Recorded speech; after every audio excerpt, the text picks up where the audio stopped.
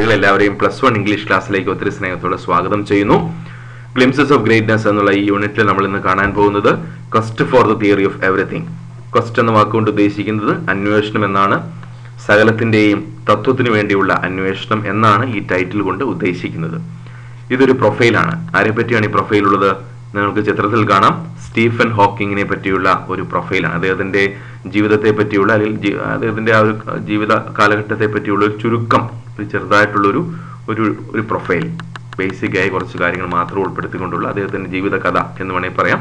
ആ വിധത്തിലാണ് ഈ ഒരു പ്രൊഫൈൽ, ഈ ഒരു ലെസൺ പാർട്ട് പോകുന്നത്. Doctor Kalam exhorts everybody to be unique in his or her own way. നമ്മൾ മുൻപ് കണ്ട ഡോക്ടർ APJ അബ്ദുൽ കലാമിന്റെ സ്പീച്ചിൽ, ഐ വിൽ ഫ്ലൈ എന്നുള്ള സ്പീച്ചിൽ how can be unique in our life എന്നുള്ളൊരു ആശയത്തെ ഹൈലൈറ്റ് ചെയ്തിരുന്നു. അപ്പൊ അദ്ദേഹം എങ്ങനെയാണ് നമുക്ക് ഓരോരുത്തർക്കും എങ്ങനെ യുണീക്ക് ആകാൻ സാധിക്കും എന്നുള്ള ആശയത്തെ ഹൈലൈറ്റ് ചെയ്തുകൊണ്ടുള്ള ഒരു സ്പീച്ചാണ് ഐ വിൽ ഫ്ലൈ എന്നുള്ള ആ സ്പീച്ചിൽ നമ്മൾ കണ്ടത്. എന്തായാലും തന്റേതായ വിധത്തിൽ യുണീക്കായ സ്റ്റീഫൻ ഹോക്കിങ്ങിനെ പറ്റിയുള്ള ഒരു പ്രൊഫൈലാണ് നമുക്ക് പഠിക്കാനുള്ളത്. Stephen Hawking's profile reveals how he has overcome his disabilities to become the supernova of physics.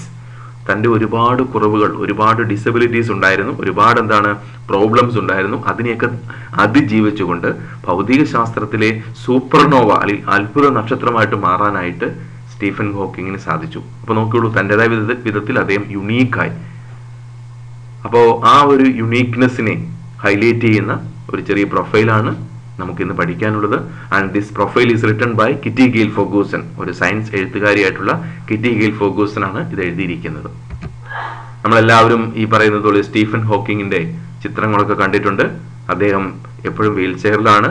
അദ്ദേഹത്തിന് കമ്മ്യൂണിക്കേഷൻ ഡിവൈസുകളും കാര്യങ്ങളൊക്കെ ഉണ്ട്. അത് ഉപയോഗിച്ചുകൊണ്ട് ആയിരുന്നു അദ്ദേഹം ലോകത്തോട് സംസാരിച്ചു കൊണ്ടിരുന്നത്. Now let's think about the author. Kitty Gale Ferguson is a science writer, lecturer and a professional musician. ഇവരൊരു സയൻസ് എഴുത്തുകാരിയാണ്, ഒരു ലെക്ചറർ ആണ്, ഒരു അധ്യാപിക കൂടിയാണ്, പ്രൊഫഷണൽ മ്യൂസിഷ്യനും കൂടിയാണ്, സംഗീതജ്ഞയും കൂടിയാണ്. She has written many science books and biographies. ഒരുപാട് ശാസ്ത്ര പുസ്തകങ്ങളും ജീവചരിത്ര ഗ്രന്ഥങ്ങളൊക്കെ എഴുതിയിട്ടുള്ള വ്യക്തി കൂടിയാണ്. She is known for her simple explanation of complicated scientific principles. ഒരുപാട് സങ്കീർണമായിട്ടുള്ള ശാസ്ത്രീയ തത്വങ്ങളെ വളരെ സിമ്പിളായിട്ട് സാധാരണക്കാർക്ക് മനസ്സിലാകുന്ന വിധത്തിൽ എക്സ്പ്ലെയിൻ ചെയ്യാൻ കഴിവുള്ള വ്യക്തിയും കൂടിയാണ് കിറ്റി ഗെയിൽ ഫെർഗൂസൺ. അപ്പൊ ഈ 3 പ്രധാനപ്പെട്ട പോയിന്റ്സുകൾ എല്ലാവരും ഓർത്തിരിക്കുക. About the author. Quest for the theory of everything.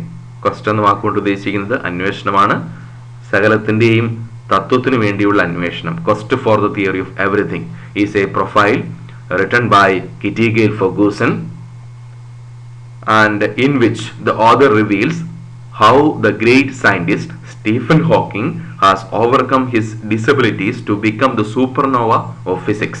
നമ്മൾ നേരത്തെ കണ്ട ആശയം തന്നെയാണ്.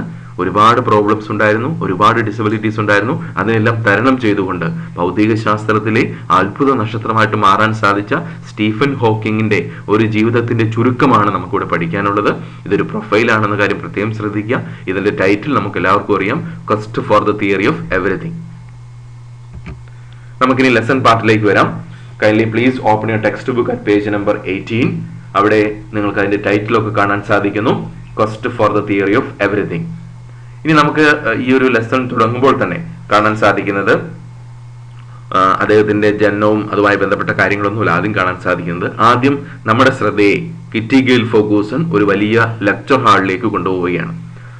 നോക്കിക്കോളൂ, ആ ലെക്ചർ ഹാളിന്റെ പേരാണ് കോക്രോഫ്റ്റ് ലെക്ചർ റൂം. നമുക്ക് അതിന്റെ ചിത്രം കാണാൻ സാധിക്കുന്നു. ഇതാണ് ആ ലെക്ചർ റൂം, കോക്രോഫ്റ്റ് ലെക്ചർ റൂമാണ്. കേംബ്രിഡ്ജ് യൂണിവേഴ്സിറ്റിയിലെ ഏറ്റവും പ്രധാനപ്പെട്ട ഒരു വലിയ ക്ലാസ് റൂം. ആ ക്ലാസ് റൂമിൽ ഒരുപാട് പ്രബന്ധങ്ങളും ഒരുപാട് ഗവേഷണ വിദ്യാർത്ഥികളൊക്കെ ഒരുപാട് കാര്യങ്ങൾ അവതരിപ്പിക്കുന്ന, അല്ലെങ്കിൽ ലോകത്തെ പ്രധാനപ്പെട്ട ആളുകളൊക്കെ വരികയും അവിടെ പ്രബന്ധങ്ങളൊക്കെ അവതരിപ്പിക്കാറൊക്കെ ഉണ്ട്. അപ്പോൾ വലിയ പ്രശസ്തമായിട്ടുള്ള ഒരു ക്ലാസ് റൂമാണ് എന്ന കാര്യം പ്രത്യേകം ശ്രദ്ധിക്കുക. ഇത് അതിന്റെ സീറ്റിംഗ് ക്രമീകരണമൊക്കെ നോക്കുക, അല്ലെ? വളരെ മനോഹരമായിട്ടുള്ള ഒരു തിയേറ്റർ സിസ്റ്റം പോലെ തന്നെ എല്ലാവിധ സൗകര്യങ്ങളുമുള്ള ഒരു വലിയ ക്ലാസ് റൂം. ആ കാര്യത്തിൽ നമ്മൾ ആ രീതിയിൽ ചിന്തിക്കുക അതിനെ. On 29th April 1980, in the Cockcroft lecture room, many scientists and university dignitaries were seated. അപ്പോൾ 1980 ഏപ്രിൽ 29 കോക്രോഫ്റ്റ് ലെക്ചർ റൂമിൽ ഒരുപാട് സയന്റിസ്റ്റുകളുണ്ട്, യൂണിവേഴ്സിറ്റിയിലെ വലിയ പ്രധാനപ്പെട്ട വ്യക്തികളെല്ലാം ഉണ്ട്. അവരെല്ലാവരും എന്താണ് ഇരിക്കുകയാണ്. ഇനി നോക്കിയോളൂ, ഈ പറഞ്ഞ പോലെ വേദിയിൽ അല്ലെങ്കിൽ ഡൈസിൽ ആരാണുള്ളത്? 38 years old Lucasian professor of mathematics Stephen Hawking startled the audience by announcing the topic is the end in sight for theoretical physics. നോക്കിക്കോളൂ, 38 വയസ്സ് പ്രായമുള്ള ഒരു ഗണിതശാസ്ത്ര പ്രൊഫസർ ആയിട്ടുള്ള സ്റ്റീഫൻ ഹോക്കിംഗ് ആണ് അന്നത്തെ പ്രബന്ധം അവതരിപ്പിക്കുന്നത്. അദ്ദേഹത്തിന്റെ ലെക്ചറിന്റെ ടോപ്പിക് ഇതായിരുന്നു, is the end in sight for theoretical physics. Stephen Hawking startled the audience എന്നാണ് പറഞ്ഞിരിക്കുന്നത്. എല്ലാവരെയും ഞെട്ടിച്ചു കളഞ്ഞു, എല്ലാവരെയും സർപ്രൈസ് ചെയ്തു, എല്ലാവരെയും അത്ഭുതപ്പെടുത്തി കളഞ്ഞു. കാരണം അദ്ദേഹത്തിന്റെ ടോപ്പിക് എന്തായിരുന്നു? സൈദ്ധാന്തിക ഭൗതിക ശാസ്ത്രത്തിന്റെ അവസാനം കണ്ടു തുടങ്ങിയോ. നോക്കൂ, അതൊരു വളരെയധികം എന്താണ് വ്യത്യസ്തമായ ടോപ്പിക്കാണ്. ആ ടോപ്പിക് എടുത്തുകൊണ്ടാണ് അദ്ദേഹം സംസാരിക്കുന്നത്, അല്ലേ? തിയററ്റിക്കൽ ഫിസിക്സ് എന്നൊക്കെ പറയുമ്പോൾ വളരെ ഡീപ്പായിട്ട് ചിന്തിക്കേണ്ട, ഒരുപാട് അതുമായി ബന്ധപ്പെട്ട് മനസ്സിലാക്കാൻ വളരെ വളരെ കോംപ്ലിക്കേറ്റഡ് ആയിട്ടൊരു മേഖലയാണത്. അതാണ് അദ്ദേഹം തൻ്റെ സ്പെഷ്യലൈസേഷനായിട്ട് എടുത്തിരിക്കുന്നത്. അതിനെപ്പറ്റിയുള്ള പ്രബന്ധം അദ്ദേഹം അവതരിപ്പിക്കുകയാണ്. അപ്പോൾ അവിടെയുള്ള എല്ലാവരും അത്ഭുതപ്പെട്ടു പോയി. അദ്ദേഹം എന്താണ് ചെയ്യുക? സ്റ്റാർട്ടിൽഡ്, അവരെല്ലാം ഞെട്ടിച്ചു കളഞ്ഞു. അവിടെ കൂടിയിരുന്ന എല്ലാവരെയും അദ്ദേഹം ഞെട്ടിച്ചു കളഞ്ഞു. Stephen Hawking SAT silently in a wheelchair as one of his students read his lecture to the audience. അപ്പോൾ ഏതായാലും സ്റ്റീഫൻ ഹോക്കിംഗ്, നമ്മൾ നേരത്തെ കണ്ട ചിത്രം എല്ലാവരും ഓർക്കുന്നുണ്ടാവും. അദ്ദേഹം വീൽ ചെയറിൽ തന്നെ ഇരുന്നു. അദ്ദേഹത്തിന്റെ ഒരു സ്റ്റുഡൻ്റ് ആണ് ഈ പറയുന്ന ലെക്ചർ വളരെ ഭംഗിയായിട്ട് ആ ഓഡിയൻസിന് മുമ്പിൽ അവതരിപ്പിക്കുന്നത്. അപ്പോൾ എന്തായാലും സ്റ്റീഫൻ ഹോക്കിങ്ങിന്റെ ഈ ഒരു വലിയ ആശയത്തെ ആദ്യം വെച്ചുകൊണ്ടാണ് പിന്നീട് പ്രൊഫൈലിലേക്ക് നമ്മൾ പോകുന്നത്. അപ്പോൾ എന്തായാലും ഇൻട്രൊഡക്ഷൻ പാർട്ടുമായി ബന്ധപ്പെട്ട ബേസിക് ഡീറ്റെയിൽസ് നിങ്ങൾക്ക് എല്ലാവർക്കും കിട്ടിയെന്ന് ഞാൻ വിചാരിക്കുന്നു. നമുക്ക് അടുത്തതിലേക്ക് പോവാം. Hawking was born on 8 January 1942 in Oxford, England. ഇംഗ്ലണ്ടിലെ ഓക്സ്ഫോർഡിൽ 1942 ജനുവരി 8 ഹോക്കിംഗ് ജനിച്ചത്. It was exactly 3000 years after the death of Galileo, the father of modern science. അപ്പൊ നോക്കിക്കോളൂ, നമുക്കറിയാം ഈ പറയുന്നത് പോലെ ആധുനിക ശാസ്ത്രത്തിന്റെ പിതാവായിട്ട് അറിയപ്പെടുന്ന ഗലീലിയോ ഗലീലിയാണ്. അദ്ദേഹം മരിച്ചത് 1642 300 വർഷങ്ങൾക്ക് ശേഷമാണ്, കറക്റ്റ് 300 വർഷങ്ങൾക്ക് ശേഷമാണ് സ്റ്റീഫൻ ഹോക്കിംഗ് ജനിക്കുന്നത്, 1942. അപ്പൊ ആ ഒരു ഡേറ്റിന്റെ ഒക്കെ ആ ഒരു വർഷങ്ങളുടെ ഒക്കെ ഒരു കാലഘട്ടമൊക്കെ നമ്മൾ ഓർത്തിരിക്കാം. ഓക്കെ, നമുക്കിനി തിരിച്ചു വരാം.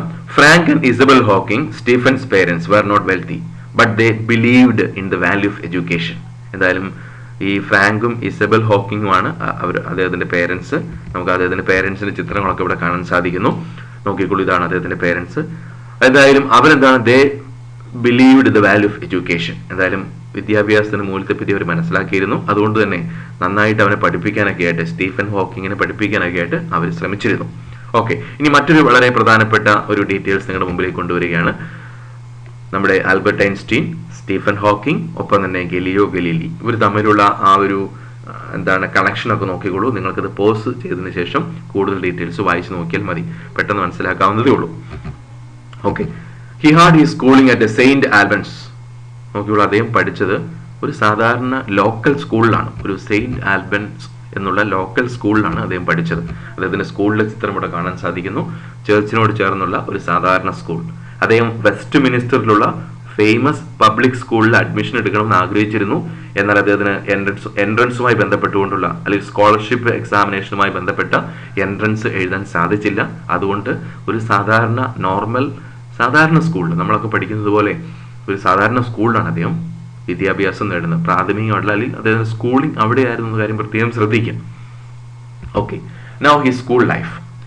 By the time he was 8, he was thinking of becoming a scientist. ഇനി നോക്കിക്കോളൂ, ഇദ്ദേഹത്തിന് 8 വയസ്സായപ്പോഴേക്കും അദ്ദേഹം വളരെ വളരെ സീരിയസ് ആയി ചിന്തിക്കാൻ തുടങ്ങി. തനിക്കൊരു സയന്റിസ്റ്റ് ആകണം എന്നുള്ളൊരു ചിന്താഗതിയിലേക്ക് അദ്ദേഹം വരികയാണ്. ഇനി നോക്കിക്കോളൂ, അദ്ദേഹത്തിന്റെ ചില ക്യാരക്ടറൊക്കെയാണ്, അദ്ദേഹത്തിന്റെ പ്രത്യേകതകളൊക്കെയാണ്. Stephen was not a miracle boy, he was just an ordinary English boy. He was slow in learning to read and his handwriting was bad. He was ranked somewhere in the middle of the class. നമുക്ക് Stephen Hawking എന്ന് പറയുന്നത് ഒരു miracle boy ഒന്നും ആയിരുന്നില്ല, ഒരു അത്ഭുത ബാലനം അല്ലെങ്കിൽ gifted ആയിട്ടുള്ള ടാലന്റഡ് ആയിട്ടുള്ള പേഴ്സണാലിറ്റി ഒന്നും ആയിരുന്നില്ല. He was just an ordinary English boy, ഒരു സാധാരണ ഇംഗ്ലീഷ് ബോയ് ആയിരുന്നു.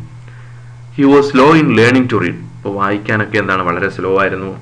ഹാൻഡ് റൈറ്റിംഗ് വളരെ മോശമായിരുന്നു. അപ്പോൾ ഇങ്ങനെയുള്ള സാധാരണ ഒരു കുട്ടിക്ക് ഉണ്ടാകുന്ന എല്ലാ പ്രശ്നങ്ങളും അദ്ദേഹത്തിന് ഉണ്ടായിരുന്നു. ഈ ranked somewhere in the middle of the class. അപ്പോൾ ക്ലാസ്സിലാണെങ്കിൽ പോലും ഒരു പകുതി സ്ഥാനം അല്ലേ, എല്ലാവരും എല്ലാവരുടെ നടുക്കുള്ള ഒരു സ്ഥാനമൊക്കെ ആയിരുന്നു അദ്ദേഹത്തിന് ഉണ്ടായിരുന്നത്. അതായത് ഒരു ആവറേജ് ഒരു കുട്ടിയായിരുന്നു എന്ന് മാത്രം നമ്മൾ അതിൽ മനസ്സിലാക്കിയാൽ മതി. At 14, Stephen followed his father's advice and studied chemistry, physics and only a little mathematics in preparation for the entrance to Oxford. അപ്പോൾ നോക്കുള്ളൂ, സ്കൂൾ ലൈഫ് ഏകദേശം അവസാനിക്കാൻ പോവുകയാണ്, ഇനി കോളേജ് ലൈഫിലേക്ക് പോവുകയാണ്.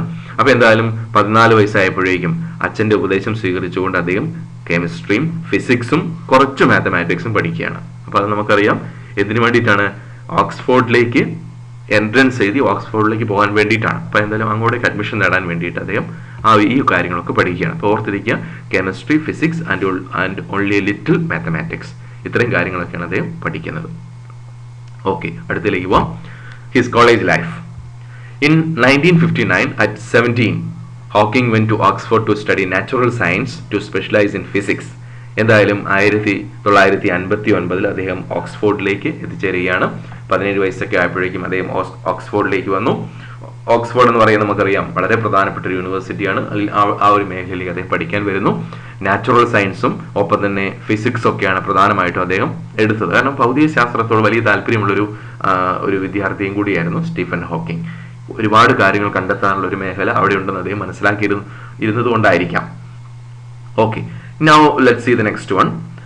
നമുക്കറിയാം ആദ്യത്തെ ഈ ഓക്സ്ഫോർഡിൽ എത്തിയ സമയത്ത് ആദ്യത്തെ ഒരു 1 year and a half അദ്ദേഹം വളരെ ലോൺലി ആയിരുന്നു. ആദ്യത്തെ ഒരു വർഷവും ഒരു 1.5 വർഷത്തോളം അദ്ദേഹത്തിന് ഓക്സ്ഫോർഡ് യൂണിവേഴ്സിറ്റിയിലെ ഓക്സ്ഫോർഡിലെ ജീവിതം അത്ര രസകരമായി തോന്നിയില്ല.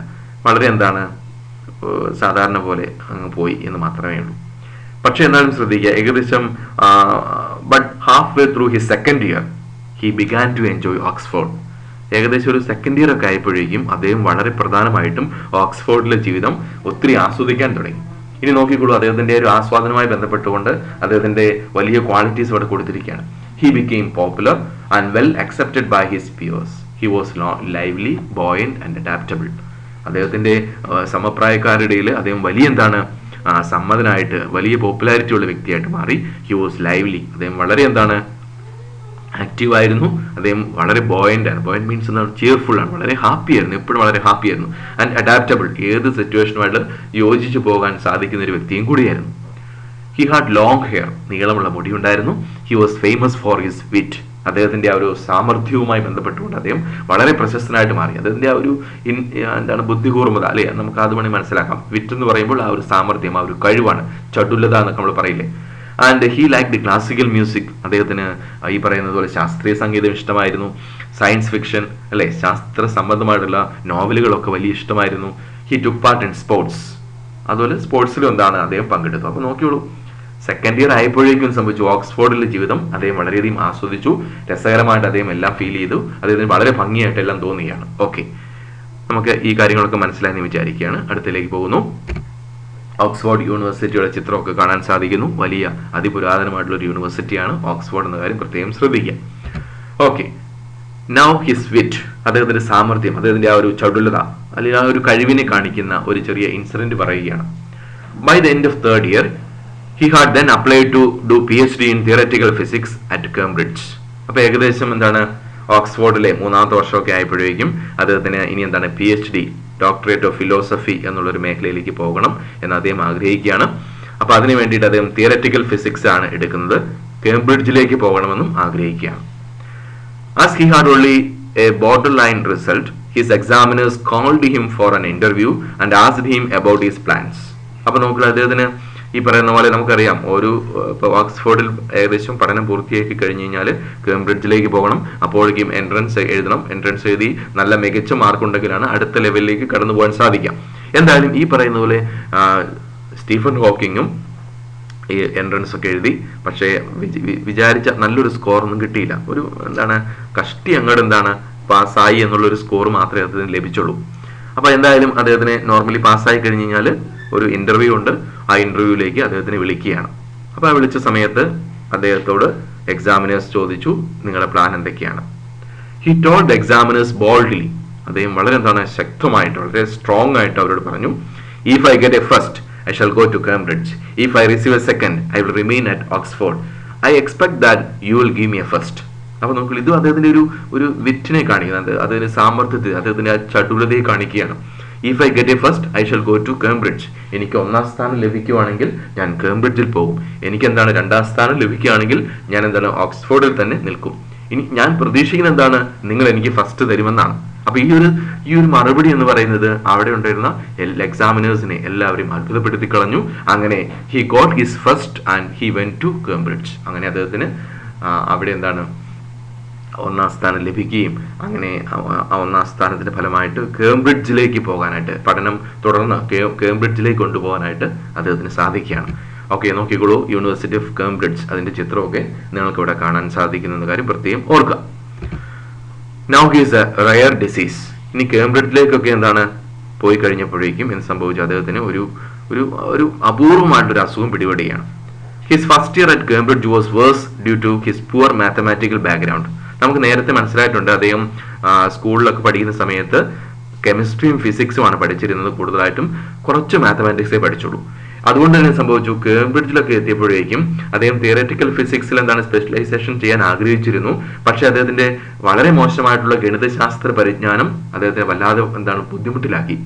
കാരണം ഫിസിക്സ് എന്ന് പറയുമ്പോൾ, അല്ലെങ്കിൽ തിയററ്റിക്കൽ ഫിസിക്സ് എന്ന് പറയുമ്പോൾ ഒരുപാട് മാത്തമാറ്റിക്സ് വരുന്നതാണ്, പ്രോബ്ലംസ് ഒരുപാട് വരുന്നതാണ്. അപ്പൊ അത് വലിയ പ്രയാസം നേരിട്ടു. ഓക്കെ, എന്തായാലും അങ്ങനെ പോവുകയാണ്. In 1963 he got a rare disease, amyotrophic lateral sclerosis, for which there was no known cure. പക്ഷെ എന്താ സംഭവിച്ചത്, വലിയൊരു എന്താണ് പ്രശ്നം ഉണ്ടായി, വലിയൊരു ആഘാതം ഉണ്ടായി എന്ന് പറയുന്നത്. അത് 1963 അദ്ദേഹത്തിന് ഒരു അപൂർവ രോഗം അദ്ദേഹത്തിന് പിടിപെട്ടു. ആ രോഗത്തിന്റെ പേര് അമിയോട്രോഫിക് ലാറ്ററൽ സിറോസിസ് എന്നാണ്. ALS എന്ന ഷോർട്ട് ഫോമിൽ നമ്മൾ വിളിക്കുകയാണ്. It caused a gradual disintegration of the nerve cells in the spinal cord and the brain. ഇതൊരു വലിയൊരു അപൂർവ അസുഖമാണ്. കാരണം ഇതിന് പ്രത്യേകിച്ച് മരുന്നോ കാര്യങ്ങളൊന്നും അന്നില്ലായിരുന്നു. അപ്പൊ നോക്കിക്കോളൂ, ഇത് പ്രധാനമായിട്ടും ബാധിക്കുന്നത് നമ്മുടെ ശരീരത്തെ മുഴുവനുള്ള നെർവ് സിസ്റ്റത്തെയാണ്. നാഡീവ്യൂഹത്തെ അത് ബാധിക്കുന്നു. സ്പൈനൽ കോഡിനെ, നമ്മുടെ നട്ടെല്ലിനെ അത് ബാധിക്കുന്നു. ഒപ്പം തന്നെ ബ്രെയിനിനെ, തലച്ചോറിനെ അത് ബാധിക്കുന്നു. അപ്പൊ നോക്കിക്കോളൂ, ഒരു വ്യക്തിയെ എന്താണ് മുഴുവൻ ഇടിച്ചെന്താണ് നുറുക്കുന്ന ഒരു അസുഖത്തിലേക്ക് അദ്ദേഹം മാറിക്കഴിഞ്ഞു. അപ്പൊ എന്തായാലും ഇനി അതെന്താണ്, അതിനെ തരണം ചെയ്യുക എന്നുള്ളത് പ്രധാനപ്പെട്ട കാര്യമാണല്ലോ. അടുത്ത കാര്യം ശ്രദ്ധിച്ചോളൂ. He went into a deep depression. He did not know what to do and what his future would be. അപ്പോൾ അദ്ദേഹം വലിയൊരു വിഷാദത്തിലേക്ക് പോവുകയാണ്, ഡിപ്രഷനിലേക്ക് പോവുകയാണ്. ഇനി he did not know what to do, എന്താണ് ചെയ്യാൻ സാധിക്കുക അല്ലെ? അദ്ദേഹം PhD ഒക്കെ ചെയ്യാൻ ആഗ്രഹിച്ചു, ഡോക്ടറേറ്റ് ഒക്കെ എടുക്കാൻ ആഗ്രഹിച്ചുകൊണ്ട് മുന്നോട്ട് വന്നു. എന്തായാലും കേംബ്രിഡ്ജിൽ എന്താണ് ചെയ്തുകൊണ്ടിരിക്കുകയാണ്. ഇതെല്ലാം എന്താണ്, അദ്ദേഹത്തിന് മുന്നോട്ടേക്ക് പോകണമെന്ന് ആഗ്രഹിച്ചിരുന്ന ഒരാളാണ്. പക്ഷെ എന്ത് സംഭവിച്ചു, പെട്ടെന്ന് എന്താണ് അദ്ദേഹത്തിന്റെ ജീവിതത്തിൽ വലിയൊരു മിസ്ഫോർച്യൂൺ, വലിയൊരു ദുരന്തം ഉണ്ടാവുകയാണ്. ആ ദുരന്തം എന്ന് പറയുന്നത് ഈ ഒരു റയർ ഡിസീസ് ആണ്, അമിയോട്രോഫിക് ലാറ്ററൽ സിറോസിസ് ആണ്. അതുകൊണ്ട് തന്നെ ഇനി എന്താണ് ചെയ്യേണ്ടതെന്ന് അദ്ദേഹം ചിന്തിക്കുകയാണ്. എന്താണ് ചെയ്യാൻ ഒരു ലക്ഷ്യമില്ലാത്ത അവസ്ഥയിലേക്ക് പോവുകയാണ്. എന്താണ് ചെയ്യാൻ സാധിക്കുക എന്നുള്ള ഒരു അവസ്ഥയിലേക്ക് പോവുകയാണ്. ആകെ ഒരു സങ്കടവും പ്രയാസമൊക്കെ നിറഞ്ഞ അവസ്ഥയിലേക്ക് വരികയാണ്. ഓക്കെ, അമിയോട്രോഫിക് ലാറ്ററൽ സിറോസിസ് നമ്മൾ നേരത്തെ പറഞ്ഞു കഴിഞ്ഞു. നമ്മുടെ നെർവ് സിസ്റ്റത്തെ, നമ്മുടെ സ്പൈനൽ കോഡിനെ, നമ്മുടെ ബ്രെയിനിനെ ഒക്കെ ബാധിക്കുന്ന ഒരു പ്രധാനപ്പെട്ട അപൂർവമായിട്ടുള്ള അസുഖമാണ് ALS എന്ന കാര്യം പ്രത്യേകം ശ്രദ്ധിക്കുക.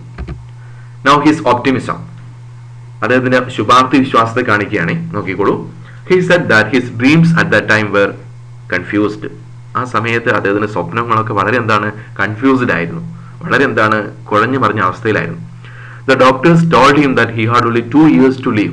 ഡോക്ടേഴ്സ് അദ്ദേഹത്തിനോട് പറഞ്ഞു, നിനക്കാകെ 2 വർഷം ജീവിച്ചിരിക്കാൻ സാധിക്കുകയുള്ളൂ. If he was going to die, he thought he should do some good things. എന്തായാലും ശ്രദ്ധിക്കുക, എന്തായാലും അദ്ദേഹം മരിക്കാൻ പോവുകയാണ്. അങ്ങനെയാണെങ്കിൽ എന്തെങ്കിലും കുറച്ച് നല്ല കാര്യം ചെയ്യണമെന്ന് അദ്ദേഹം ആഗ്രഹിക്കുകയാണ്. 2 years passed. The disease slowed down and he did not die. പക്ഷെ ഒരു അത്ഭുതം പോലെ അദ്ദേഹത്തിന്റെ ആ ഒരു ഒപ്റ്റിമിസ്റ്റിക് ശുഭാപ്തി വിശ്വാസത്തിന്റെ തീവ്രത കൊണ്ടായിരിക്കാം 2 വർഷം കഴിഞ്ഞു അദ്ദേഹത്തിന് ഒന്നും സംഭവിച്ചില്ല. പതുക്കെ അസുഖത്തിന്റെ ആ ഒരു തീവ്രത കുറഞ്ഞു, അദ്ദേഹം മരിച്ചില്ല എന്നുള്ളതാണ്. അപ്പോൾ അദ്ദേഹത്തിന്റെ ആ ശുഭാപ്തി വിശ്വാസം എത്ര വലുതായിരുന്നു അല്ലേ? നമ്മളൊന്ന് ആലോചിച്ച് നോക്കൂ. നമ്മളൊക്കെ ആണെങ്കിൽ ഒരുപാട് പ്രയാസപ്പെട്ടു പോകും. പക്ഷേ സ്റ്റീഫൻ ഹോക്കിംഗ് അങ്ങനെയായിരുന്നില്ല. അദ്ദേഹത്തിന്റെ ശുഭാപ്തി വിശ്വാസത്തെ അത് എടുത്തു കാണിക്കുകയാണ്.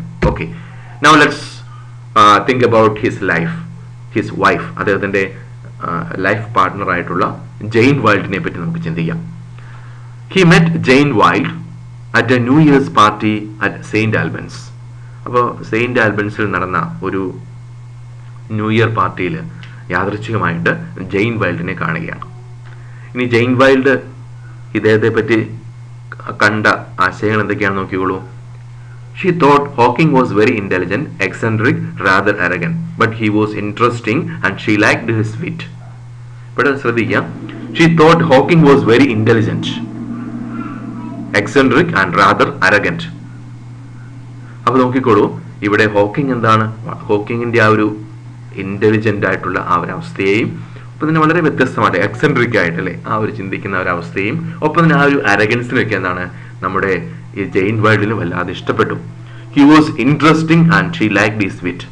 അദ്ദേഹം വളരെ എന്താണ് ഒരു രസകരമായിട്ടുള്ള ഒരു പേഴ്സണാലിറ്റി ആയിട്ട് ജെയിൻ വൈൽഡിന് തോന്നി.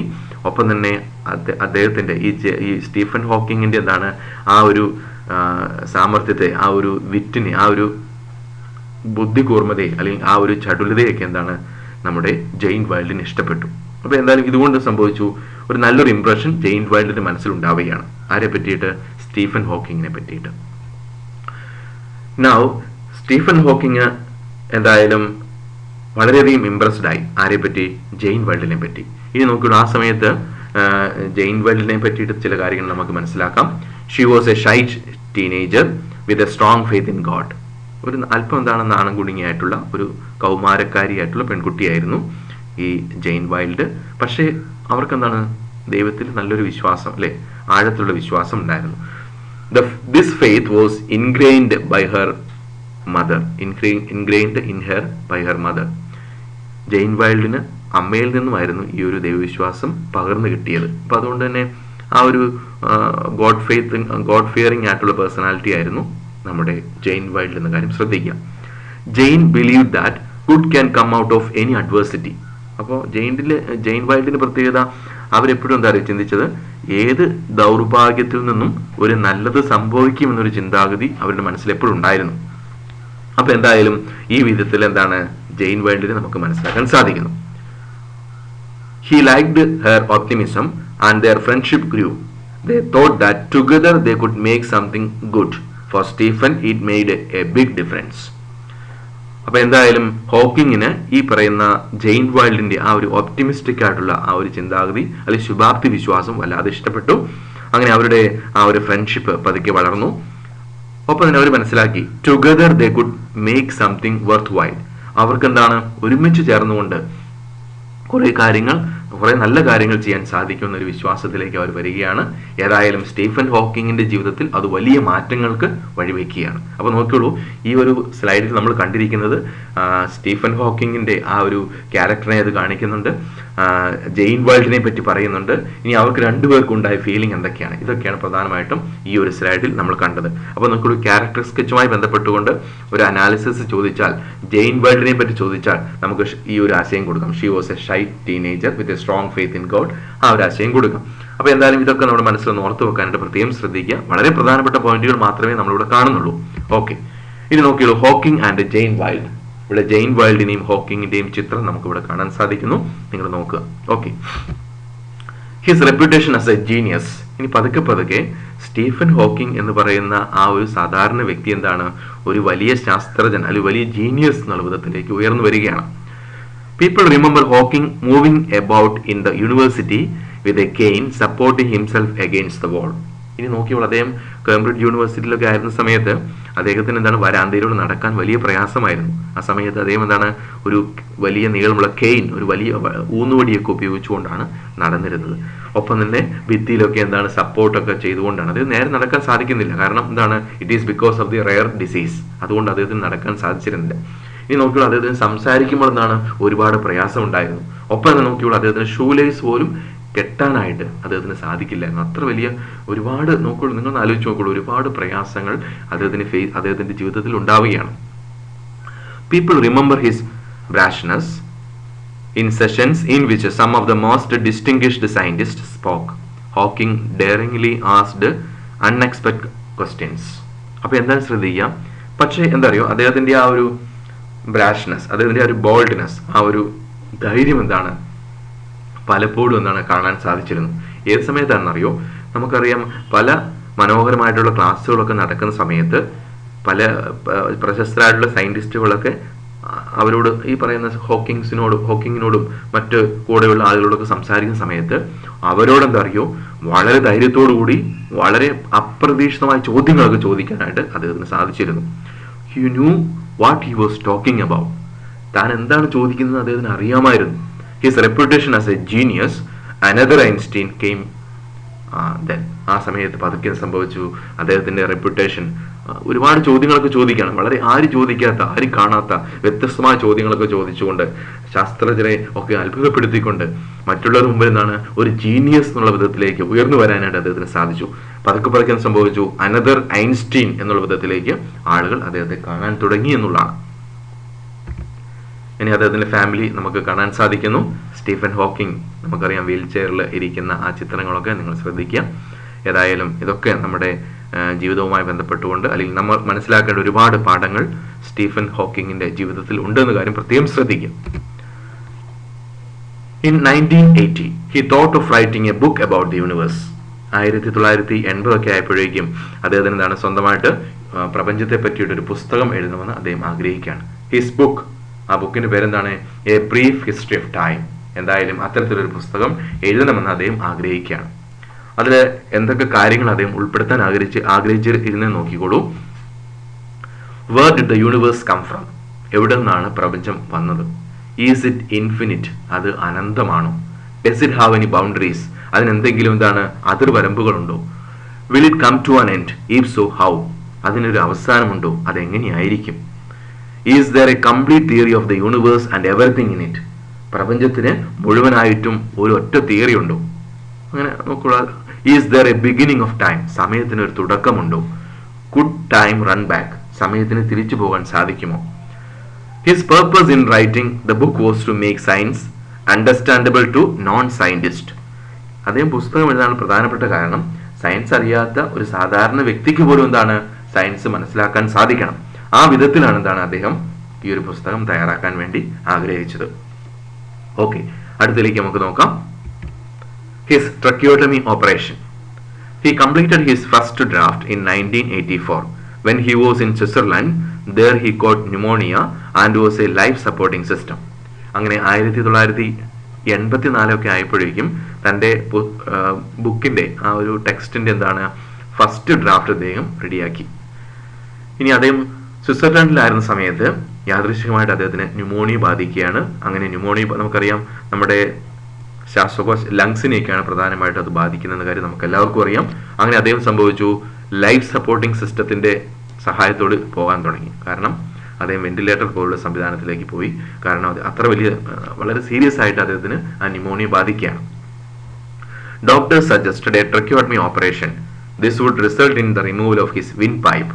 അപ്പം അങ്ങനെ ഡോക്ടേഴ്സ് എന്താണ് അദ്ദേഹത്തിന് ഒരു ട്രക്കിയോട്ടമി ഓപ്പറേഷൻ സജസ്റ്റ് ചെയ്തു. ഇതിലൂടെ എന്താ സംഭവിക്കുന്നത്? അദ്ദേഹത്തിന് വിൻ പൈപ്പാണ്, അദ്ദേഹത്തിന് ശ്വാസനാളം ഇത് സംഭവിക്കും, എടുത്തു മാറ്റേണ്ടതായി വരും. അങ്ങനെ മാറ്റിയാൽ എന്താ സംഭവിക്കുന്നത്? It might save his life. അത് ഒരുപക്ഷെ അദ്ദേഹത്തിന് ജീവിതത്തെ ആ ലൈഫിനെ ജീവനെ എന്താണ് സേവ് ചെയ്യും അല്ലെങ്കിൽ രക്ഷിക്കും. പക്ഷേ he would never again speak or even make a vocal sound. പക്ഷെ പിന്നീട് എന്താണ് ഒരു ശബ്ദം ഉണ്ടാക്കാനായിട്ട് അദ്ദേഹത്തിന് സാധിക്കാതെ, അത് സംസാരിക്കാനോ ഒരു ശബ്ദം പോലും ഉണ്ടാക്കാനായിട്ടോ സാധിക്കാതെ വരുന്ന അവസ്ഥയിലേക്ക് വരും. എന്തായാലും ജെയിൻ വിത്ത് റിലക്റ്റൻസ് കൺസെന്റഡ് ടു ദ സർജറി. അങ്ങനെ ജെയിൻ വൈൽഡ് വലിയ സമ്മതമൊന്നും കൊടുത്തൊന്നുമില്ല. പക്ഷെ എന്നാലും എന്താണ് അൺവില്ലിങ് ആയിരുന്നു. പക്ഷെ എന്തായാലും അവസാനം ആ ഒരു സർജറിക്ക് സമ്മതം കൊടുക്കുകയാണ്. നമുക്കറിയാം അദ്ദേഹത്തിന് പിന്നീട് സംസാരിക്കാൻ സാധിക്കില്ല, ഒരു ശബ്ദം പോലും ഉണ്ടാക്കാൻ പറ്റില്ല. അപ്പൊ അത്ര വലിയൊരു അവസ്ഥയിലേക്ക് കാര്യങ്ങളൊക്കെ പോവുകയാണ്. അപ്പൊ എന്തായാലും ഇത്തരത്തിൽ എന്താണ് അദ്ദേഹം ഒരുപാട് പ്രയാസങ്ങൾ നേരിടുന്നു. അപ്പൊ നോക്കൂ, അദ്ദേഹത്തിന്റെ ജീവിതത്തിൽ ഇടയ്ക്കിടയ്ക്ക് എന്താണ് ഈ ഒരു പ്രയാസങ്ങൾ ഇടയ്ക്കിടയ്ക്ക് ഉണ്ടാവുകയാണ്. അപ്പൊ അതിനനുസരിച്ചാണ് കാര്യങ്ങളൊക്കെ പോയിക്കൊണ്ടിരിക്കുന്നത്. Okay, his communication system. അങ്ങനെ എന്താണ് സംഭവിച്ചത്? Hawking could no longer breathe through his mouth and nose, so a permanent opening was made in his throat. അപ്പൊ എന്തായാലും അദ്ദേഹത്തിന്റെ മൂക്കിലൂടെയോ അല്ലെങ്കിൽ വായിലൂടെയോ എന്താണ് ശ്വാസം എടുക്കാൻ പറ്റാത്ത അവസ്ഥയിലേക്ക് വന്നു. And there was A permanent opening made in his throat. അങ്ങനെ അദ്ദേഹത്തിന്റെ തൊണ്ടയിൽ എന്താണ് ഒരു സ്ഥിരമായ ഒരു ചെറിയ ഓപ്പണിംഗ് ഉണ്ടാക്കി ആ വിധത്തിലേക്കും കാര്യങ്ങളൊക്കെ പോവുകയാണ്. He was too weak and ill to continue his research. അങ്ങനെ തന്റെ റിസർച്ച് എന്താണ് മുന്നോട്ട് കൊണ്ടുപോകാൻ അദ്ദേഹത്തിന് സാധിക്കാത്ത അവസ്ഥയിലേക്ക് വരികയാണ്. വാൾട്ട് വോൾട്ടോസ് എന്ന ഒരു കമ്പ്യൂട്ടർ എക്സ്പേർട്ട് അദ്ദേഹത്തിന് ഒരു പ്രോഗ്രാം അയച്ചു കൊടുത്തു. അദ്ദേഹം ഈ വ്യക്തി സ്വന്തമായി ഉണ്ടാക്കിയ ഒരു പ്രോഗ്രാമാണ്. ആ പ്രോഗ്രാമിന്റെ പേര് ഈക്വലൈസർ എന്നാണ്. ആ ഈക്വലൈസർ ഉപയോഗിച്ചുകൊണ്ടാണ് പിന്നീട് അദ്ദേഹം ലോകത്തോട് സംസാരിക്കുന്നത്. It would allow Hawking to select words from the screen. അപ്പൊ നോക്കിയോളൂ, നമ്മൾ നേരത്തെ കണ്ടതുപോലെ അദ്ദേഹത്തിന് ട്രക്യോട്ടമി ഓപ്പറേഷൻ നടക്കുന്നു. അതിന്റെ ഫലമായിട്ട് അദ്ദേഹത്തിന്റെ വിൻ പൈപ്പ് റിമൂവ് ചെയ്യുന്നു. പിന്നീട് സംസാരിക്കാൻ സാധിക്കുന്നില്ല, ഒരുപാട് പ്രയാസങ്ങൾ നേരിടുന്നു. ശ്വസനനാളം നീക്കുമ്പോൾ അദ്ദേഹത്തിന് സംസാരിക്കാനോ പിന്നീട് എന്താണ് ഒരു ശബ്ദം പോലും ഉണ്ടാക്കാൻ പറ്റുന്നില്ല. എന്തായാലും ഒരു പെർമനന്റ് ഓപ്പണിംഗ് എന്താണ് അത് അദ്ദേഹത്തിന്റെ തൊണ്ടയിൽ ഇടുകയാണ്. എന്തായാലും ഇപ്പോൾ എന്താണ് അദ്ദേഹത്തിന് മൂക്കിലൂടെയോ വായിലൂടെയോ ശ്വാസം എടുക്കാൻ പറ്റുന്നില്ല. ഇങ്ങനെയുള്ള പ്രയാസങ്ങളൊക്കെയാണ്. നമ്മൾ ആലോചിച്ച് നോക്കുകയുള്ളൂ, ഒരു വ്യക്തിക്ക് എന്താണ് ജീവിതത്തിൽ ഒരുപാട് പ്രയാസങ്ങളും വേദനകളൊക്കെ ഉണ്ടാകുക എന്ന് പറയുന്നത് അത് സ്റ്റീഫൻ ഹോക്കിങ്ങിന്റെ ജീവിതത്തിൽ ഉണ്ടായിരുന്നു എന്നുള്ളത് നമ്മൾ മനസ്സിലാക്കേണ്ടിയിരിക്കുന്നു. അപ്പൊ എന്തായാലും ഈക്വലൈസറിന്റെ സഹായത്തോടു കൂടി അദ്ദേഹം എന്താണ് സംസാരിക്കുന്നു അല്ലെ. നമ്മൾ പലപ്പോഴും കണ്ടിട്ടുണ്ട് ഇത്തരത്തിലുള്ള ചിത്രങ്ങളൊക്കെ. അദ്ദേഹം സ്ക്രീനിൽ നോക്കി ചില എന്താണ് സ്ക്രീനിൽ കാണുന്ന വേർഡ്സുകളൊക്കെ സെലക്ട് ചെയ്തുകൊണ്ടാണ് ലോകത്തോട് സംസാരിച്ചിരുന്ന കാര്യം പ്രത്യേകം ശ്രദ്ധിക്കാം. പല സെൻസറുകളൊക്കെ അദ്ദേഹത്തിന്റെ മുമ്പിലുണ്ട്. ആ സെൻസറുകളൊക്കെ കൃത്യമായിട്ട് മനസ്സിലാക്കും ഇന്ന വേർഡാണ് അദ്ദേഹം എന്താണ് സെലക്ട് ചെയ്തിരിക്കുന്നത് മനസ്സിലാക്കിയിടും. അതിനനുസരിച്ചാണ് അദ്ദേഹം ലോകത്തോട് സംസാരിച്ചത്. Okay, his book explains. അദ്ദേഹത്തിന്റെ ബുക്കിൽ എന്തൊക്കെയാണ് പ്രധാനമായിട്ടും എക്സ്പ്ലനേഷൻ കൊടുത്തിരിക്കുന്നത്. With the support of his student Brian Witt, a brief history of time was published in 1988. 1988 അദ്ദേഹത്തിന്റെ സ്റ്റുഡന്റ് ആയിട്ടുള്ള ബ്രയാൻ വിറ്റിന്റെ സഹായത്തോടുകൂടി അദ്ദേഹം എന്താണ് ആ ഒരു ബുക്ക് പബ്ലിഷ് ചെയ്തു. ഈ പുസ്തകത്തിൽ ഒരുപാട് പാരഡോക്സസ് നമുക്ക് കാണാൻ സാധിക്കും. പാരഡോക്സസ് എന്ന് പറയുമ്പോൾ വിരോധാഭാസങ്ങളാണ്, ഒന്നിന് ഓപ്പോസിറ്റ് എന്ന് പറയുന്ന ആശയങ്ങളാണ് അവിടെ കാണാൻ സാധിക്കുക. നോക്കിക്കോളൂ, in science and with people things are often not what they seem. ശാസ്ത്രത്തിലാകട്ടെ മനുഷ്യരെ സംബന്ധിച്ചാകട്ടെ കാര്യങ്ങൾ നാം കാണുന്നത് പോലെയല്ല നിലനിൽക്കുന്നത്. Okay, pieces that ought to fit together refuse to do so. കൂട്ടിച്ചേർക്കാവുന്ന കാര്യങ്ങൾ അങ്ങനെ ചെയ്യാൻ സാധിക്കുന്നുമില്ല. അടുത്ത നോക്കുക, you will learn that beginnings may be endings. തുടക്കത്തിന് ഒടുക്കമുണ്ടെന്ന് നാം പഠിക്കുന്നു. Cruel circumstances can lead to happiness, although fame and success may not. ക്രൂരമായ സാഹചര്യങ്ങൾ സന്തോഷത്തിന് വഴിമാറുമെന്നും സൽപ്പേരും വിജയവും അങ്ങനെ അല്ല എന്നും നാം മനസ്സിലാക്കുന്നു.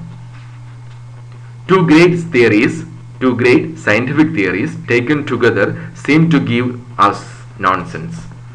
രണ്ട് മഹത്തായ ശാസ്ത്ര തത്വങ്ങൾ ഒരുമിച്ച് നോക്കിയാൽ വിഡ്ഢിത്തമായി തോന്നും. Empty space is not empty. ശൂന്യമായ സ്ഥലം വാസ്തവത്തിൽ ശൂന്യമല്ല.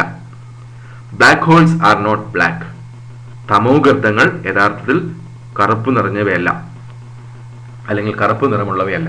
അപ്പൊ ഇതിങ്ങനെയുള്ള ഒരുപാട് വിരോധാഭാസങ്ങളും രസകരമായിട്ടുള്ള കാര്യങ്ങളൊക്കെയാണ് അദ്ദേഹത്തിന്റെ ബ്രീഫ് ഹിസ്റ്ററി ഓഫ് ടൈം എന്നുള്ള ലോക പ്രശസ്തമായിട്ടുള്ള പുസ്തകത്തിൽ അദ്ദേഹം ഉൾപ്പെടുത്തിയിരിക്കുന്നത്. അപ്പൊ ഇതൊരു ആ ഒരു കാലഘട്ടത്തിലെ ബെസ്റ്റ് സെല്ലർ നമുക്ക് വേണമെങ്കിൽ പറയാം. അത്ര ഒരുപാട് കോപ്പീസാണ് ഈ ഒരു ബുക്ക് വിറ്റഴിഞ്ഞു പോയത്. അത്ര രസകരമായിട്ട് സാധാരണക്കാർക്ക് പോലും വായിച്ചാൽ മനസ്സിലാകുന്ന ആശയങ്ങളൊക്കെ ഹൈലൈറ്റ് ചെയ്തുകൊണ്ടാണ് അദ്ദേഹം ഈ ഒരു പുസ്തകം എന്താണ് പബ്ലിഷ് ചെയ്യുന്ന കാര്യം പ്രത്യേകം ശ്രദ്ധിക്കുക. അപ്പൊ നോക്കിക്കോളൂ, അദ്ദേഹത്തിന്റെ ആ ഒരു അവസ്ഥ, ആ ഒരു അവസ്ഥയിൽ ഇരുന്നുകൊണ്ടാണ് ഈ കാര്യങ്ങളൊക്കെ ചെയ്യുന്നത്. അപ്പൊ ഇതൊക്കെ നമുക്ക് എന്താണ് ഒരുപാട് മോട്ടിവേഷൻ നൽകുന്നു. അദ്ദേഹം സ്റ്റീഫൻ ഹോക്കിംഗ് തന്റേതായ വിധത്തിൽ യുണീക്നെസ് ആയ അല്ലെങ്കിൽ യുണീക്ക് ആയിട്ടുള്ള വ്യക്തിയാണെന്ന കാര്യം പ്രത്യേകം ശ്രദ്ധിക്കുക. Okay, now let's come to the conclusion. It is a miracle that Hawking was able to achieve everything he has and he is still alive. നമുക്കറിയാം സ്റ്റീഫൻ ഹോക്കിംഗ് എന്ന് പറയുന്നതാണ് ഒരു അത്ഭുത പ്രതിഭാസമാണ്. അപ്പം അതുകൊണ്ട് തന്നെ എന്താണ് അദ്ദേഹത്തിന് ഒരുപാട് നേട്ടങ്ങൾ ജീവിതത്തിൽ ഉണ്ടാക്കിയെടുക്കാൻ സാധിച്ചു. And he is still alive. അദ്ദേഹം ഇന്നും ജീവിക്കുകയാണ്. നമുക്കറിയാം 2018 അദ്ദേഹം എന്താണ് ഈ ലോകത്തോട് വിട പറഞ്ഞു. എങ്കിലും എന്താണ് അദ്ദേഹത്തിന്റെ ശാസ്ത്രീയ തത്വങ്ങളിലൂടെ അദ്ദേഹം ഇപ്പോഴും ജീവിക്കുകയാണ്. His findings, unusual mode of communication and his terrible physical problems made him unique. അത് പ്രത്യേകം ശ്രദ്ധിക്കുക. അദ്ദേഹത്തിന്റെ കണ്ടുപിടുത്തങ്ങൾ, അദ്ദേഹത്തിന്റെ വ്യത്യസ്തമായിട്ടുള്ള കമ്മ്യൂണിക്കേഷൻ സംവിധാനങ്ങൾ, അദ്ദേഹത്തിന്റെ ഫിസിക്കൽ പ്രോബ്ലംസ്, ഇതൊക്കെ എന്താണ് അദ്ദേഹത്തിനെ യുണീക്കായിട്ട് മാറ്റി, അല്ലെ, അദ്ദേഹത്തെ തനതായ വ്യക്തിയായിട്ട് മാറ്റി എന്നുള്ളതാണ്. Hawking has overcome his crippling disease to become a shining star of the world of physics. അങ്ങനെ നമുക്കറിയാം സ്റ്റീഫൻ ഹോക്കിംഗ് എന്ന് പറയുന്ന ആ വ്യക്തി തൻ്റെ ക്രിപ്ലിംഗ് ഡിസീസ് അല്ലെ, തന്നെ ഇടിച്ചു നുറുക്കുന്ന ആ ഒരു അസുഖത്തെ എന്താണ് തോൽപ്പിച്ചുകൊണ്ട് ഭൗതിക ശാസ്ത്രത്തിന് എന്താണ് ഒരു അത്ഭുത നക്ഷത്രമായിട്ട്, സൂപ്പർനോവ ആയിട്ട് എന്താണ് അദ്ദേഹം മാറി എന്നുള്ളതാണ്. അപ്പൊ ശരീരത്തെ ഇടിച്ചു നുറുക്കുന്ന രോഗത്തെ അതിജീവിച്ച് സ്റ്റീഫൻ ഹോക്കിംഗ് ഭൗതിക ശാസ്ത്ര ലോകത്തെ സൂപ്പർനോവ ആയി മാറി എന്ന കാര്യം പ്രത്യേകം ശ്രദ്ധിക്കുക. അപ്പൊ ഇത്രയും കാര്യങ്ങളൊക്കെയാണ് ഈ ഒരു ലെസണുമായി ബന്ധപ്പെട്ടുകൊണ്ട് ബേസിക് ആയിട്ട് നമ്മൾ മനസ്സിലാക്കേണ്ടത്. ഞാൻ വളരെ പ്രധാനപ്പെട്ട പോയിന്റുകൾ വെച്ചുകൊണ്ട് മാത്രമാണ് നിങ്ങൾക്ക് ഈ ഒരു ആശയങ്ങളൊക്കെ പറഞ്ഞു തന്നിരിക്കുന്നത്. ഈ ഒരു ലെസൺ പാർട്ട് വീണ്ടും വീണ്ടും ശ്രദ്ധിക്കുകയാണെങ്കിൽ വളരെ വ്യക്തമായിട്ട് നിങ്ങൾക്ക് കാര്യങ്ങൾ മനസ്സിലാകുമെന്ന കാര്യം പ്രത്യേകം ശ്രദ്ധിക്കുക. ഓക്കെ, ഇനി നമ്മൾ അടുത്ത ചില പാർട്ടുകളിലേക്ക് വരികയാണ്. സോ അദ്ദേഹത്തിന്റെ ചില കൊട്ടേഷൻസും കാര്യങ്ങളൊക്കെ ഞാനിവിടെ വായിക്കുന്നില്ല, കാരണം നിങ്ങൾക്ക് ആ സ്ക്രീൻ നോക്കുമ്പോൾ തന്നെ വളരെ വ്യക്തമായിട്ട് മനസ്സിലാക്കാൻ സാധിക്കുന്നു. നിങ്ങൾ അത് വായിച്ചു മനസ്സിലാക്കുകയും ഒരു അറ്റ്ലീസ്റ്റ് 1 or 2 3 കൊട്ടേഷൻസ് നമ്മളത് കൃത്യമായിട്ട് പഠിച്ചു വെക്കാൻ കൂടെ പ്രത്യേകം ഓർമ്മിപ്പിക്കുകയാണ്. ഓക്കെ, ഇതൊക്കെ നിങ്ങൾ നോക്കുക. എന്തായാലും നിങ്ങൾക്ക് മനസ്സിലാക്കാൻ സാധിക്കുന്നുണ്ട്, നിങ്ങൾ നോക്കിയാൽ മതി. അടുത്ത കൊട്ടേഷൻ കൊടുത്തിരിക്കുന്നു. Okay, nothing is perfect in this world അല്ലേ, ഈ ലോകത്തൊന്നും എന്താണ് പരിപൂർണമല്ല എന്ന് അദ്ദേഹം പറയുകയാണ്. എന്തായാലും ഒരുപാട് കാര്യങ്ങൾ അദ്ദേഹത്തിൽ നമുക്ക് പഠിക്കാനുണ്ട്. നിങ്ങളൊക്കെ നോക്കുക, അതൊക്കെ വായിച്ചു നോക്കുക. ഓക്കെ, ഇതും രസകരമായിട്ടുള്ള മറ്റൊരു കൊട്ടേഷനാണ്. Okay, now let's come to the last part. Stephen Hawking was born on 8 January, the anniversary of Galileo's death. നമ്മൾ നേരത്തെ മനസ്സിലാക്കിയ കാര്യമാണ്. He died on 14th March 2018. 2018 March 14 അദ്ദേഹം മരിക്കുന്ന കാര്യം പ്രത്യേകം ശ്രദ്ധിക്കുക. ഓക്കെ, ബാക്കിയുള്ള ഡീറ്റെയിൽസ് അങ്ങ് നോക്കിയാൽ മതി. 14th മാർച്ച് എന്നുള്ളത് പൈ ഡേ ആയിട്ട് ആചരിക്കുന്നു എന്ന കാര്യം കൂടെ പ്രത്യേകം ഓർക്കുക. ഓക്കെ, അദ്ദേഹത്തിന്റെ മറ്റൊരു കൊട്ടേഷൻ കൊടുത്തിരിക്കുന്നു, നിങ്ങൾക്ക് നോക്കാവുന്നതാണ്, പോസ് ചെയ്ത് നോക്കുക. അദ്ദേഹത്തിന്റെ ആ ഒരു രസകരമായ കൊട്ടേഷൻസ് ഒരുപാടുണ്ട്, പ്രധാനപ്പെട്ട കുറച്ച് കൊട്ടേഷൻസ് മാത്രമാണ് ഉൾപ്പെടുത്തിയിരിക്കുന്നത്. Now kindly please open your textbook at page number 24. 24ൽ ആക്ടിവിറ്റി സെക്കൻഡ് ടൈം ലൈൻ കൊടുത്തിരിക്കുകയാണ്. A brief history of time അല്ലേ, ആ ടൈം ലൈൻ എല്ലാം കൊടുത്തിട്ടുണ്ട്. 1942 birth, 1950 decides to become a scientist, 1959 goes to Oxford. അങ്ങനെ ഓരോ ഡീറ്റെയിൽസും 1 by 1 ആയിട്ട് നിങ്ങൾ വായിച്ചു നോക്കുക. അതിനനുസരിച്ച് ടെക്സ്റ്റിലേക്ക് ഈ പോയിന്റുകളെല്ലാം എഴുതി വെക്കുക. ഓരോ കാര്യങ്ങൾ മനസ്സിലാക്കി ആ ഇയറൊക്കെ കൃത്യമായിട്ട് പഠിച്ചു വെക്കാനായിട്ട് പ്രത്യേകം ഓർക്കുക. ഈ പോയിന്റുകളൊക്കെ നമുക്ക് എസ്സേ അല്ലെങ്കിൽ പാരഗ്രാഫ് ഒക്കെ തയ്യാറാക്കുമ്പോൾ വേണ്ടി വരുമെന്ന കാര്യം പ്രത്യേകം ഓർമ്മിപ്പിക്കുകയാണ്. Okay, now you may please look at your text book at page number 25. അവിടെ ഒരു പ്രൊഫൈൽ റൈറ്റിംഗ് കൊടുത്തിട്ടുണ്ട്. പ്രൊഫൈൽ റൈറ്റിംഗ് നിങ്ങൾ നേരത്തെ പ്രാക്ടീസ് ചെയ്തിട്ടുള്ളവരാണ്, നിങ്ങൾക്കറിയാം. Now look at the list you have made. What facts do the readers expect in a profile? ഒരു പ്രൊഫൈലിൽ എന്തൊക്കെ കാര്യങ്ങളാണ് ഉൾപ്പെടുത്തേണ്ടത്, അവിടെ എന്തൊക്കെ കാര്യങ്ങൾ വേണ്ടി വരും. നമുക്കറിയാം നോർമലി എന്താണ് ഡേറ്റ് ഓഫ് ബർത്ത്, ബാക്കിയുള്ള ഡീറ്റെയിൽസ് തൊട്ട് സ്ലൈഡിൽ കൊടുത്തിട്ടുണ്ട്. Date of birth, parents and schooling, higher education, turning points in life, marriage, rare activities, achievements, things that make A person stand out, message he or she gives. അപ്പോൾ ഇത്രയും കാര്യങ്ങളൊക്കെയാണ് പ്രധാനമായിട്ടും അവിടെ നമ്മൾ ഉൾക്കൊള്ളിക്കേണ്ടത് പ്രൊഫൈൽ റൈറ്റിംഗിൽ. അപ്പോൾ എന്തായാലും പ്രൊഫൈൽ റൈറ്റിംഗ് നമുക്ക് പഠിക്കാനുള്ള ഒരു മേഖലയാണ്. നമുക്ക് പരീക്ഷയ്ക്ക് ചോദിക്കുന്ന, എക്സാമിന് ചോദിക്കുന്ന പാർട്ടായതുകൊണ്ട് എല്ലാവരും അതിന് പ്രാധാന്യം കൊടുക്കുക. ഈ രണ്ട് ഇപ്പോൾ നമ്മൾ ഇപ്പോൾ കണ്ട ടൈം ലൈനും ഒപ്പം തന്നെ ഈ പറഞ്ഞതുപോലെ പ്രൊഫൈൽ റൈറ്റിംഗും എല്ലാവരും നോട്ട്ബുക്കിലേക്ക് കൃത്യമായിട്ട് കുറിച്ചു വെക്കുക. ഇതുവരേക്കും തന്ന പോയിന്റ്സുകളെല്ലാം പഠിക്കുക. വീണ്ടും വീണ്ടും ഈ നോട്ടുകളൊക്കെ ആവർത്തിച്ച് മനസ്സിലാക്കാനായിട്ട് പ്രത്യേകം ശ്രദ്ധിക്കുക. വീഡിയോ നിങ്ങളെ ഹെൽപ്പ് ചെയ്യുമെന്ന് ഞാൻ മനസ്സിലാക്കിയാണ്. ഓക്കെ, അപ്പോൾ എല്ലാവർക്കും ഒത്തിരി സ്നേഹത്തോടെ നന്ദി പറഞ്ഞുകൊണ്ട് ഈ ഒരു ക്ലാസ്സുമായി ബന്ധപ്പെട്ടുകൊണ്ട് നിങ്ങൾ മനസ്സിലാക്കിയ കാര്യങ്ങൾക്ക് വ്യക്തത വന്നു എന്ന് മനസ്സിലാക്കിക്കൊണ്ട് ഞാൻ നിർത്തുകയാണ്. ഒരിക്കൽ കൂടി എല്ലാവർക്കും നന്ദി പറഞ്ഞുകൊണ്ട് നിർത്തുന്നു. Thank you.